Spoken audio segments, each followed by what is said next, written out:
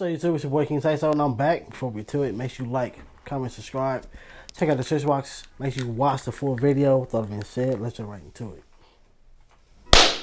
Man, what's up, everybody? Welcome back to another episode of EOS. It's 1090 Jake, man. I'm rocking with y'all, and y'all rocking with me. And for this video, we're gonna be speaking on YNW Melly cooperating in a new interrogation video.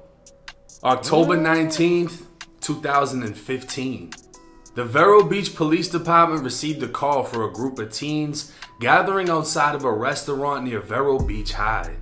Shortly after, a single gunshot went off. The school, which just dismissed its students 15 minutes prior to the shooting, was placed on lockdown as officers arrived on scene. 3 witnesses would identify a then 16-year-old Jamel Demons, who's more commonly known as YNW Melly. They'd say Melly fired the gun at them, but none of them were hit. Still missing, Melly would post to his own Facebook a news report that shots fired placed his high school on lockdown, writing, "Oh." It was roughly 2 hours later when police would announce they had Melly in custody after finding him in a nearby apartment building under a bed. Fast forward to June of 2023, Melly is beginning his second week at trial for the murder of his 2 friends, and an 8-year-old interrogation video of Melly just dropped. The interrogation itself is from the day of the shooting, and Melly can be seen being questioned by 2 detectives about what took place, as he hilariously tells detectives to tell him what they know first. To talk to a lawyer and have him present with you while you're being questioned, you understand that? Yes. Okay, if you cannot afford to hire a lawyer, one will be appointed to represent you before any questioning if you wish one, you understand that? Yes.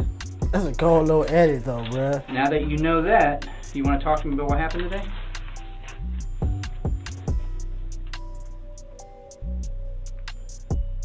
Tell me what y'all know first. That's not the way it works, brother. Obviously, no. I mean, we wouldn't be talking to you if we didn't know what happened. But I need you to tell me the honest truth. I'm here to help you, believe it or not. Mm-hmm. I know you don't believe me, but It went down so fast, what happened?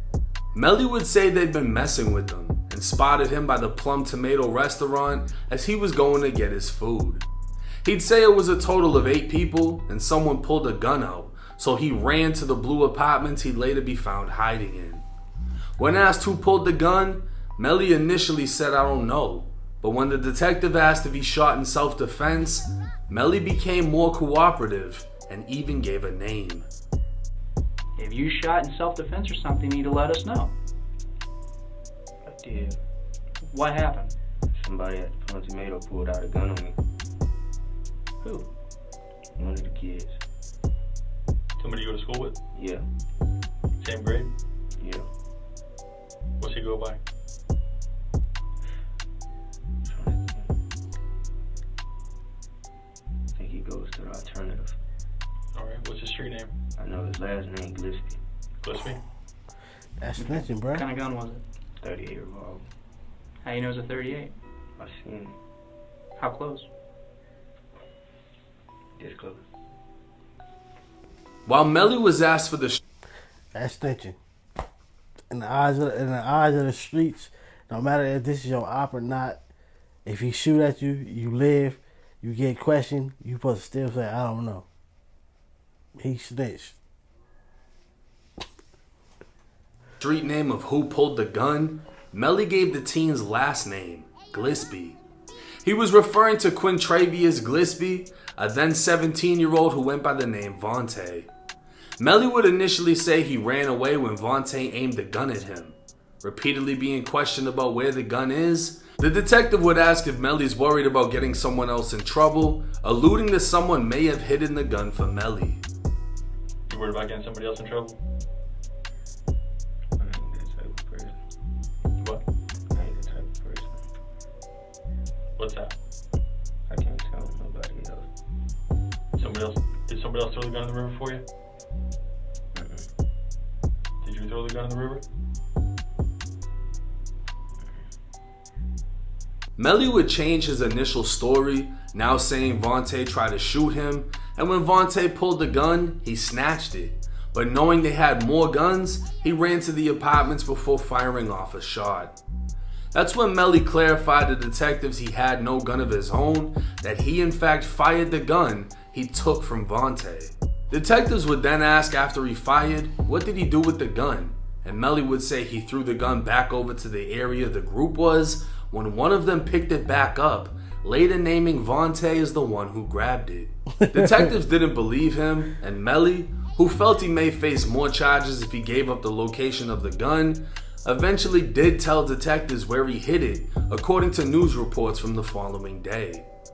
Melly would be charged with 3 counts of aggravated assault with a deadly weapon and 1 count of discharging a firearm in public. Bortland would post a picture of Melly to Facebook the same day, saying slick ass, and Melly would later be sentenced to a juvenile program. As for Vontae, an FDLE search would show Vontae was arrested that same day, but for trespassing and violating his probation. It's unclear if Melly's statement played a role in his arrest, as Melly placed him at the scene, but then again, it's alleged that Vontae was one of the 3 witnesses who told police Melly fired a gun at them. While definitely cooperating, it's in the air as to if Melly actually snitched, as many have their own opinion on what snitching actually is. Melly's former associate Jay Green gave a full interview with the police in a separate incident where he identified a man who fired a shot in the air after someone threw a bottle at his car. That man would later be sentenced to prison for firing the gun, but Jay Green claims he didn't snitch.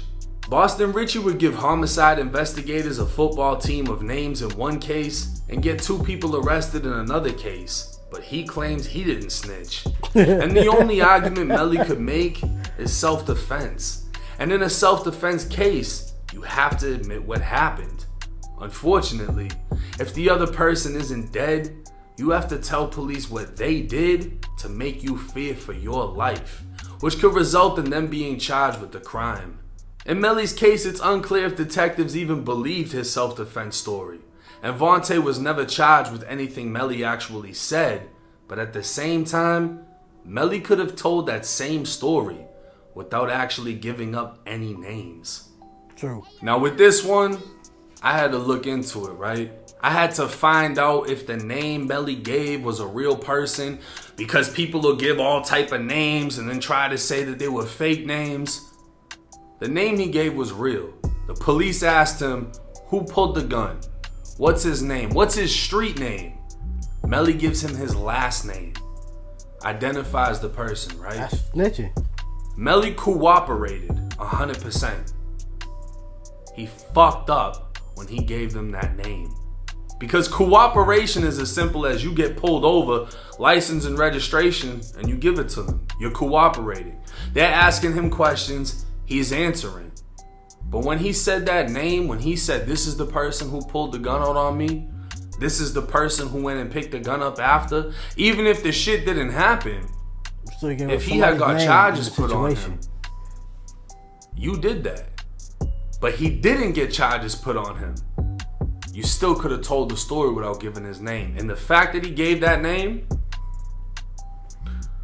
isn't going to change shit. Isn't going to change nothing, because I be exposing motherfuckers left and right. Paperwork, interrogation videos, and nobody gives a fuck. People don't be caring because it's a white boy exposing a black dude's paperwork. That's why people don't be caring. But they fail to realize this is a dude that's coming from the street. This ain't no regular 9 to 5 in the library reading all type of day type of white boy. This is a white boy that's in the streets that has a name. I don't know him personally, but hey, I've seen the stories. And everything could be, it could just be a story, but you wouldn't have all them stories behind your name and then be on here exposing people and somebody not calling you out. Like, bro, you did all this and you over here doing this. Somebody would have been exposed to that. So therefore, and then too, like I always say, when it comes to hit the paperwork that he finds, this ain't no, I found something on somebody else's page. He went and paid for the paperwork. Did real research like a real investigator. That sounds kind of funny, investigator, but y'all get what I'm saying. You know what I'm saying? QCP, he was just hanging out with Gucci at Rick Ross's shit or whatever car show they were just at. You know what I'm saying? Boston Richie, fucking Jay Green, fucking, I can show y'all everything and people are still like, nah, I don't think he snitched. He didn't snitch on me. So what do I think about this Melly shit? He shouldn't have gave that fucking name. He fucked up. Is it gonna affect him in any way, shape, or form? No, because people are gonna say he was 16 years old, he wasn't affiliated with nobody, this, that, and the third, he took the charge, he did all the time, the other kid didn't get arrested. I don't think about it. Yeah, if y'all wasn't in the streets, you know, then it really doesn't matter. Them rules only apply to people that are in the streets. QC, he said he wasn't in the streets. He said I'm a regular dude.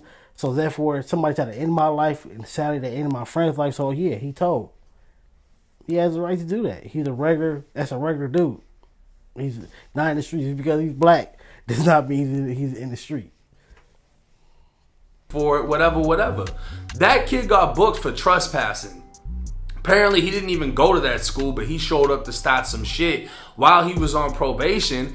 And then allegedly tells the police, hey, Melly just shot at me. Yeah, well, why'd he shoot at you? Well, we were over here trying to beat his ass and he shot at me. All right, well, now you're under arrest. You know what I'm saying? That's more or less how they're trying to spin the story. That this... He sits on himself then. If you're on parole probation, you're not supposed to be fighting. You snitch on yourself.